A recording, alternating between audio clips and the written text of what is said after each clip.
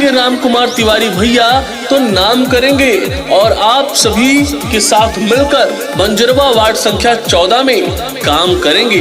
जी हाँ भाइयों और बहनों, आपके अपने चहेते कर्मठ ईमानदार जुझारू राम कुमार तिवारी जी का कहना है कि आप सभी अपना साथ दीजिए, आप सभी अपना सहयोग दीजिए ताकि नगर पंचायत बेलसर के बंजरवा वार्ड संख्या 14 में विकास ही विकास हो सके। जी हाँ, आशीर्वाद स्वर्गीय श्री पारसनाथ तिवारी, स्वर्गीय श्री वंशीधर शुक्ला, स्वर्गीय श्री काली प्रसाद तिवारी, श्री भगवती प्रसाद तिवारी, श्री रामराज तिवारी। जनता के सिपाही हवे, सबका के भाई हवे, सेवा के भाव लेके रउआ खातिर आइल हवे।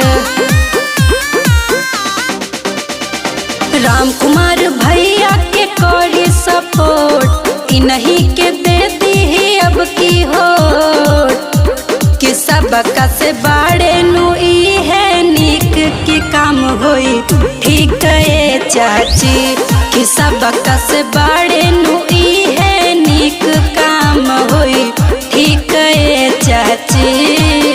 जी हाँ भाइयों बहनों, आवाज उठाएंगे हर वर्ग की, हर गरीब के दर्द की।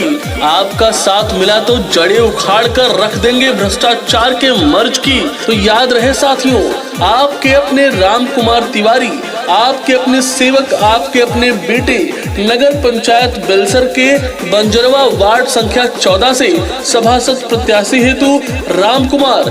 जी हाँ, जिनका चुनाव निशान है कमल का फूल, कमल का फूल, कमल का फूल। तो भाइयों और बहनों, 4 तारीख को आप जाइए और कमल वाले खाने पर मोहर लगाकर भाई राम कुमार तिवारी जी को भारी से भारी मतों से विजयी बनाइए। नगर परिषद के होई विकास जी, इनकस नहीं खे अब के हो खास जी।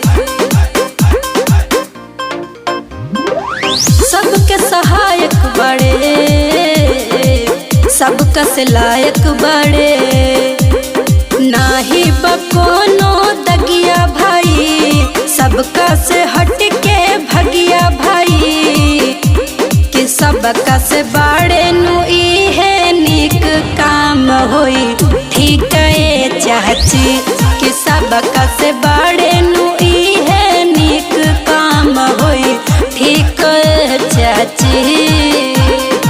जी हाँ भाइयों बहनों, आपके अपने राम कुमार तिवारी भैया का कहना है कि हल होगी बिजली और पानी की समस्या, टूटी फूटी सड़कों की मरम्मत होगी, होंगे सब वो काम जो न कभी हुए हैं सालों से, रोक सको तो रोक लेना जिसमें हिम्मत होगी।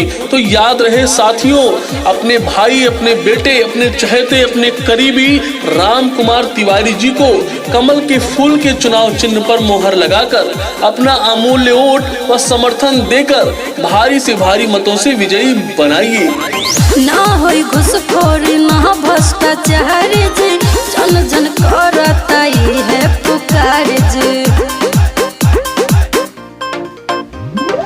करेले ना भेदभाव, सुपर बाइन कर स्वभाव, साफ सुघर बाटे इनकर विचार, बंजरवा गाँव में भैया अब की बार, कि अपन वादा पे रही है या ठीक काम होई ठीक है चाची, कि सबका से बाड़े नुई नहीं नीक काम होई